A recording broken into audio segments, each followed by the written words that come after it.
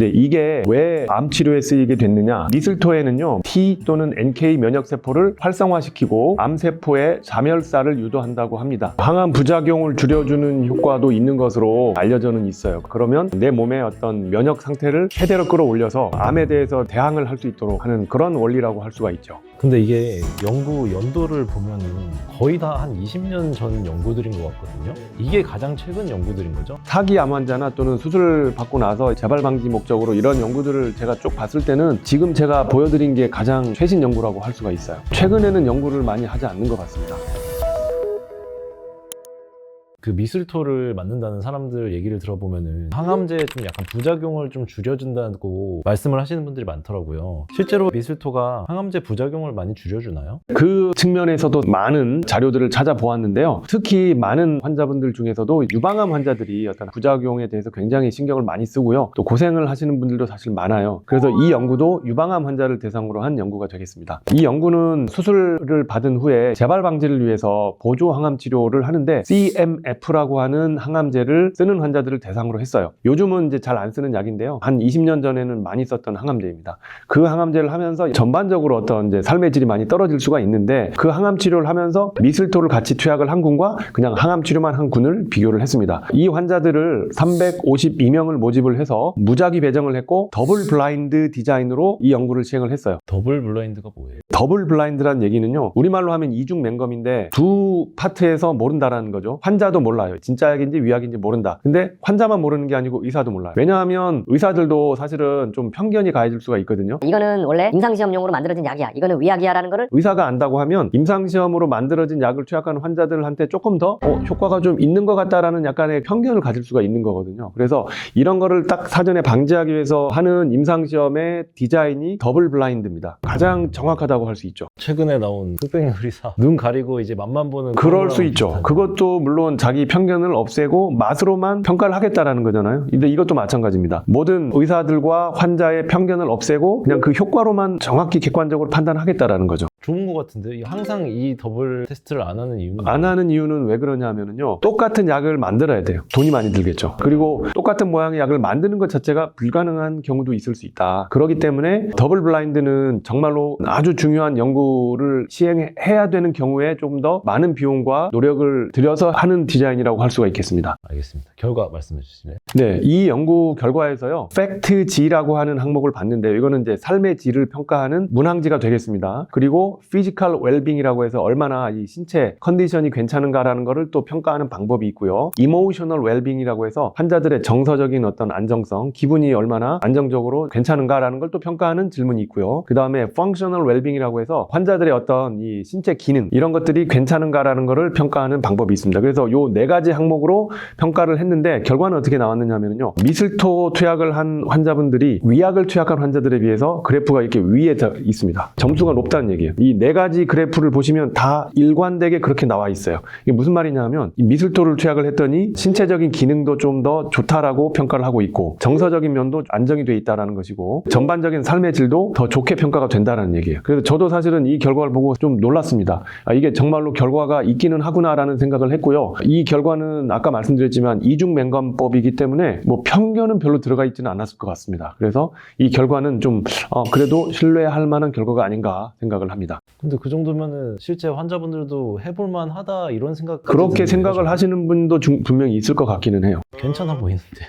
네, 이런 3상 임상 결과가 이렇게 있으니까 한번 시도는 해볼 수는 있지 않겠나라는 생각을 저도 하기는 합니다. 사실은 이 연구 하나만 가지고 뭐 다 말할 수 있겠냐라고 반문을 하시는 분도 있을 수 있어요. 제가 모든 연구를 다 사실 찾아보지는 못했고 리뷰 논문에 나온 몇 개의 대표적인 연구 결과들을 사실은 좀 본 거고요. 그래서 그 연구 결과들을 보면 몇 개의 연구에서 더 좀 이런 효과들이 있다라고 나와 있는 연구 결과들이 있습니다. 분명히 있고요. 근데 물론 그렇지 않다라고 하는 연구도 있기는 있어요. 있기는 있지만 아까 말씀드렸지만 이런 3상 대규모 임상 연구에서 그리고 잘 과학적으로 설계되어 있는 이중 맹검법으로 설계되어 있는 결과에서 이런 정도의 효과가 있는 걸로 나와 있기 때문에 어느 정도 우리는 이게 좀 부작용을 줄여주는 측면 또는 삶의 질을 약간 향상시켜주는 측면은 있을 수 있겠다라고 생각이 드는 겁니다. 이거를 굳이 안 할 이유도 없네요. 뭐 힘든 환자들은 할 수도 있을 것 같아요. 항암 치료를 해서 많이 좀 부대껴 하거나 하는 사람들은 한번 해볼 수도 있겠다라는 생각은 하긴 합니다. 그렇다고 해서 이거를 먼저 막 추천하거나 하지는 않고요. 어떤 부작용이 있을 때는 그 부작용을 또 치료하는 치료들을 하기는 하거든요. 병원에서도 어떤 약을 처방을 하거나 뭐 주사를 처방하거나 그렇게 해서 그 부작용을 줄여주는 노력을 많이 하기는 하는데, 미슬토라고 하는 거는 어떤 특별한 부작용에 대해서 있을 때 이거를 처방을 해서 하는 경우는 사실은 별로 없었고요. 환자들이 간혹 가다가 항암 치료를 하면서 이걸 같이 하겠다라고 하는 분들이 간혹 있어요. 그러면은 저도 몇 번은 환자분들한테 좀 처방을 한 적이 있기는 합니다. 근데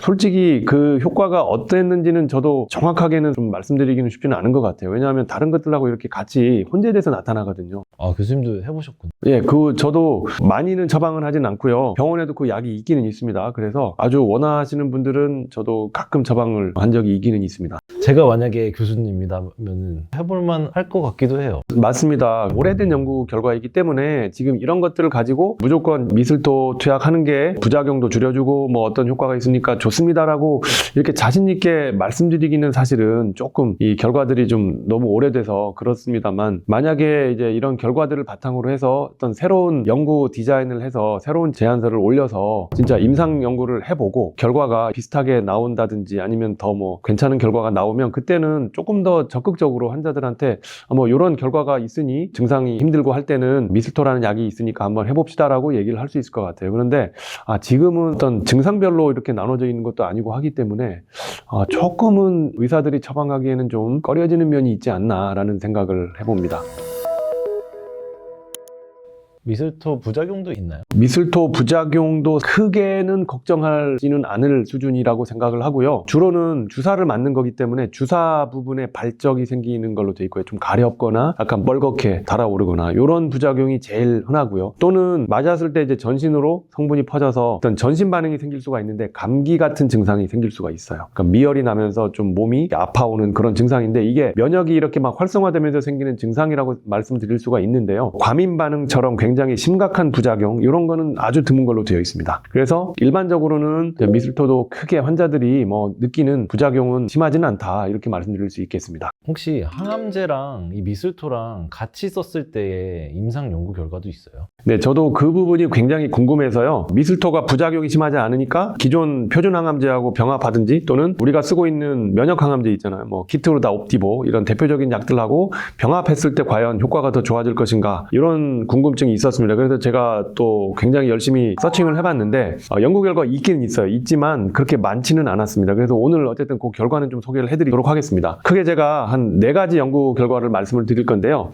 첫 번째는 사기 비소세포 폐암, 그러니까 사기 폐암 환자를 대상으로 한 연구 결과인데, 표준 항암 치료하고 미슬토를 병합한 치료, 그리고 표준 항암 치료만 한 거를 이렇게 비교를 했습니다. 이거 이상 임상 연구 결과이고요. 여기에는 72명이 등록이 되었었고, 연구 결과는 질병 진행 시까지의 기간을 비교를 했는데, 이것도 하나의 항암제 효과를 판정하는 기준이 되겠습니다. 4.8개월 대 6개월, 그러니까 미슬토를 하면 1.2개월이 수치상으로는 좀 늘어나지만 통계적으로는 차이는 없었다. 그러니까 이거는 이제 우연에 의해서 약간 늘어났을 가능성이 있다라는 것이죠. 뭐 대신에 이 연구에서는 항암제를 용량을 감소시키는 거를 감량이라고 하는데, 미슬토를 주면 이런 감량을 했었던 게 좀 더 줄어들었고요. 3, 4등급의 비혈액학적 독성도 약간 감소됐다. 그 다음에 입원을 해야 되는 경우도 약간 감소된 걸로 되어 있습니다. 그래서 미슬토를 하게 되면 부작용이 약간 줄어드는 효과는 좀 보였다라고 할 수 있겠습니다. 그 두 번째 연구도 역시 사기 폐암 환자를 대상으로 했었던 연구 결과인데요. 이 연구 결과에서는 디자인은 비슷한데요. 숫자는 158명으로 조금 더 많습니다. 이 연구 결과에서는 전체 생존 기간이 8개월 대 11개월로 미슬토를 줬을 때 약간 또 증가하는 걸로 통계학적으로도 입증이 되었습니다. 그리고 또 다른 연구 결과는요. 저희가 이제 궁금해하는 유방암, 부인암 환자를 대상으로 했었던 연구 결과인데, 242명의 환자를 대상으로 한 연구에서 표준 치료하고 미슬토 병합 치료제와 그 다음에 표준 치료제를 비교를 한 사람들을 리얼 월드 데이터라고 하는데,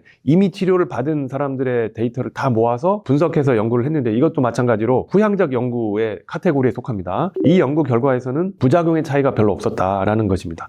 그러니까 미슬토를 준다고 해서 부작용이 막 더 심해졌거나 이런 경우는 없었다라는 것이고요. 그렇다고 해서 부작용이 뭐 더 훨씬 많이 감소됐다라는 내용도 사실은 없었고, 효과에 대한 분석은 이 연구 결과에서는 없었습니다. 그 마지막으로 네 번째는요, 우리가 궁금한 게 키트루다 옵티보하고 미슬토를 병합하면 더 좋겠네라고 연구자들이 생각을 많이 했죠. 그래서 이 연구가 있는지를 찾아봤는데 하나 정도 제가 찾을 수 있었는데요. 이 연구 결과는 이제 4기 고형암 환자를 대상으로 한 연구 결과였는데 16명의 환자를 대상으로 했습니다. 소규모 연구라고 할 수 있고요. 이 연구 결과에서 두 가지 약을 병합했을 때 부작용의 차이는 없었다. 부작용이 더 심해지거나 하지는 않았지만 좀 안타깝게도 여기는 이제 효과 분석은 없었습니다. 저도 그 부분이 굉장히 궁금했는데 숫자가 워낙에 작고 4기 환자고 치료를 많이 받은 환자를 대상으로 이 연구를 한 걸로 되어 있기 때문에 효과를 분석할 정도로까지 뭔가 데이터가 많이 나온 것 같지는 않습니다. 그래서 결론적으로는 이런 병합 치료들에서 일부 항암 효과가 있는 연구도 있었고 부작용을 좀 줄여준다라는 연구도 있긴 있었다라는 것이고요. 요즘에 많이 사용이 되고 있는 면역 관문 억제제와는 병합 연구 결과가 하나가 있기는 했지만 효과에 대한 연구 결과는 아직은 미지수이다. 앞으로 혹시라도 가능하다면 그러한 연구들은 더 필요하지 않겠나라는 생각을 해봤습니다. 오늘 미슬토에 대해서 좀 알아봤는데요. 교수님은 미슬토를 그러면 어떻게 생각하세요? 저도 공부를 이번에 많이 좀 해봤습니다. 해보니까 조금 더 복잡해진 것 같아요, 머릿속이. 물론 제가 보여드린 것처럼 미슬토를 4기 환자 또는